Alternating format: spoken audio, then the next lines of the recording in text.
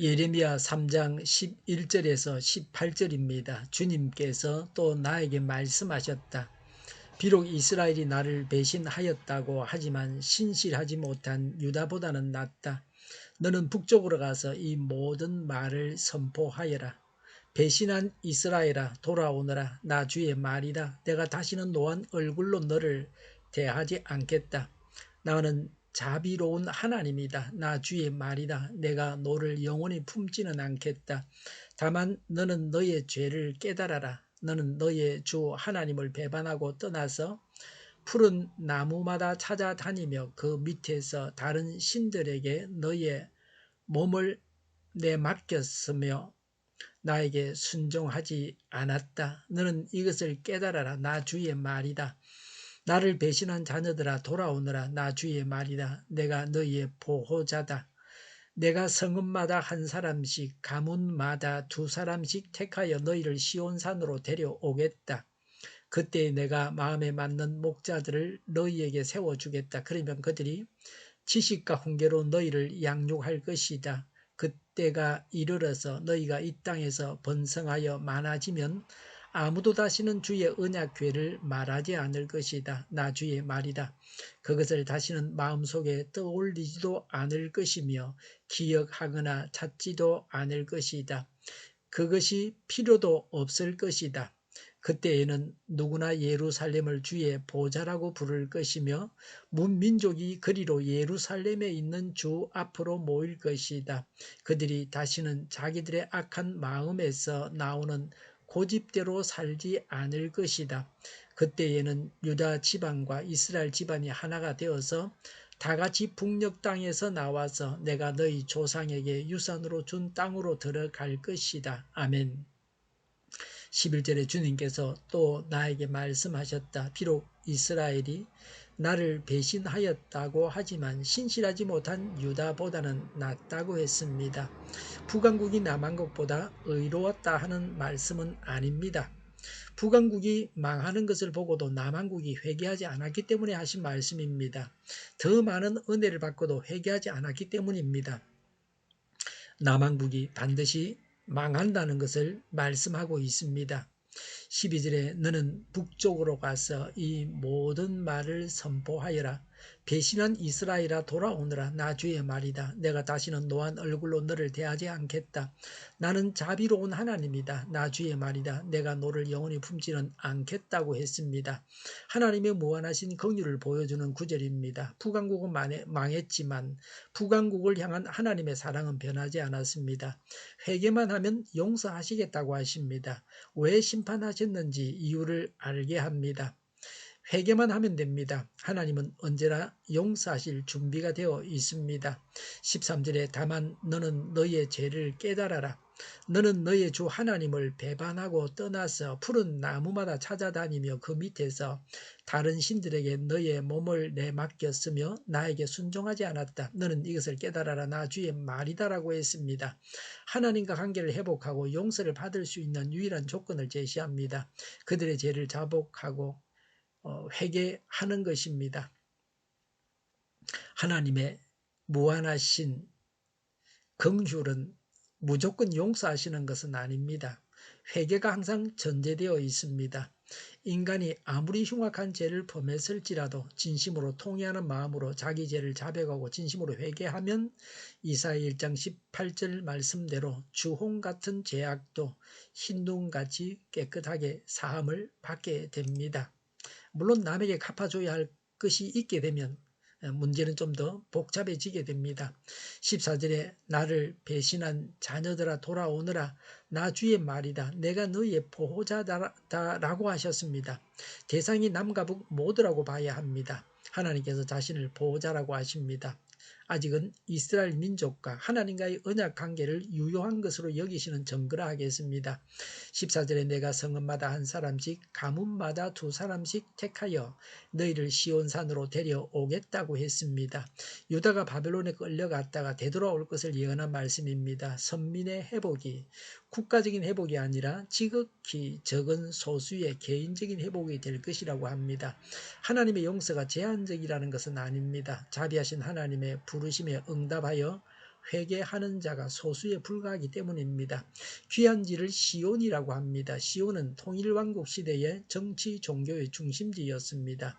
시온으로 돌아와서 분열되었던 남북이 다시 하나로 연합하여 민족 분단이 제거될 것을 보여줍니다. 이 예언은 주전 537년 페르시아 왕 고레스의 칙령에 의해 아시리아에 의해 포로로 끌려갔던 북왕국 사람들이 바벨론에 의해서 포로로 잡혀갔던 남왕국 사람들과 함께 시온으로 귀환함으로써 성취되었습니다. 15절에 그때에 내가 마음에 맞는 목자들을 너희에게 세워주겠다고 했습니다. 회복될 때에 주실 복의 하나로 거룩하고 신실한 종을 세워서 그들로 하나님만을 경외하도록 만들어 가겠다는 말씀입니다. 목자들이란 1차적으로는 포로 귀환 시대에 이스라엘 민족을 영도해 나갈 지도자를 말합니다. 이때 지도자는 종교와 정치가 엄격히 구분되지 않았습니다. 총독 슬룹바벨, 대제사장 여호수아, 에스라, 너헤미야 등입니다. 그러나 궁극적으로 볼 때는 목자는 예수님을 말합니다. 예수님은 하나님의 모든 백성을 죄의 근세에서 해방시켜서 끝내는 소망의 나라인 천국으로 인도하셨습니다. 또 신약교회의 모든 지도자들을 말합니다. 신약교회의 지도자들은 회복된 선민 이스라엘이 예표하는 신약교회 성도들을 하나님의 말씀으로 양육하여 바른 길로 인도하는 자들입니다. 15절에 그러면 그들이 지식과 훈계로 너희를 양육할 것이다 라고 했습니다. 하나님께서 세우신 목자들의 임무가 이것입니다. 하나님께서는 하나님의 마음에 합한 목자를 세워 그를 통해 하나님의 백성들이 더 이상 무지와 타락의 길로 들어가지 않도록 인도하실 것이라는 것입니다. 16절에 그때가 이르러서 너희가 이 땅에서 번성하여 많아지면 아무도 다시는 주의 언약궤를 말하지 않을 것이다. 나주의 말이다. 그것을 다시는 마음속에 떠올리지도 않을 것이며 기억하거나 찾지도 않을 것이다. 그것이 필요도 없을 것이다 라고 했습니다. 회복시대의 특징은 두 가지입니다. 첫 번째는 비록 포로에서 귀환한 자가 소수지만 그들이 회복된 땅에서 번성하게 될 것이라는 것입니다. 두 번째는 언약궤가 필요 없다는 것입니다. 새로운 예배시대가 온다는 겁니다.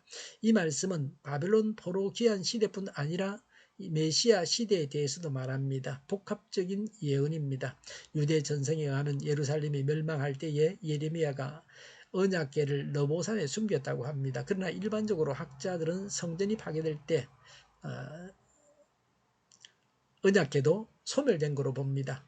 17절에 그때에 누구나 예루살렘을 주의 보좌라고 부를 것이며 민족이 그리로 예루살렘에 있는 주 앞에 모일 것이다. 그들이 다시는 자기들의 악한 마음에서 나오는 고집대로 살지 않을 것이다 라고 했습니다. 언약궤는 하나님의 임재의 상징적 처소입니다. 그런데 예루살렘이 언약궤의 기능을 성취하게 된다는 것입니다. 이 말씀은 1차적으로는 포로 귀환 후에 재건될 예루살렘 성전에 비록 언약궤가 없지만 예루살렘은 여전히 여호와 신앙의 중심지가 될 것을 의미합니다. 궁극적으로는 메시아 시대의 예루살렘이 기독교 신앙의 중심이 된다는 겁니다. 또 장차 예수 그리스도의 재림으로 올 새하늘과 새 땅에 건설될 새 예루살렘의 영광된 모습에 대해서 예언한 말씀이기도 합니다. 18절에 그때에는 유다 지방과 이스라엘 집안이 하나가 되어서 다같이 북녘 땅에서 나와서 내가 너희 조상에게 유산으로 준 땅으로 들어갈 것이다 라고 했습니다. 이미 북왕국은 멸망하여 백성들이 포로로 끌려갔습니다. 남왕국은 멸망 직전이었습니다. 이런 상황에서 남과 북이 함께 회복될 것을 예언합니다. 그 당시 유다 사람들은 예레미야의 예언을 매국적인 발언으로 여겼습니다. 예레미야의 예언은 멸망을 전제한 것이기 때문입니다. 그래서 대다수의 유다 백성들은 예레미야의 예언을 환영하지 않았습니다. 그러나 경건한 소수의 사람들에게는 바벨론 포로라는 모진 환란을 견디게 해주는 소망의 말씀이 되었습니다. 본문의 예언은 주전 537년 바벨론 포로 귀환으로 이루어졌습니다. 성취되었습니다. 회개하면 하나님은 온전하게 용서하십니다.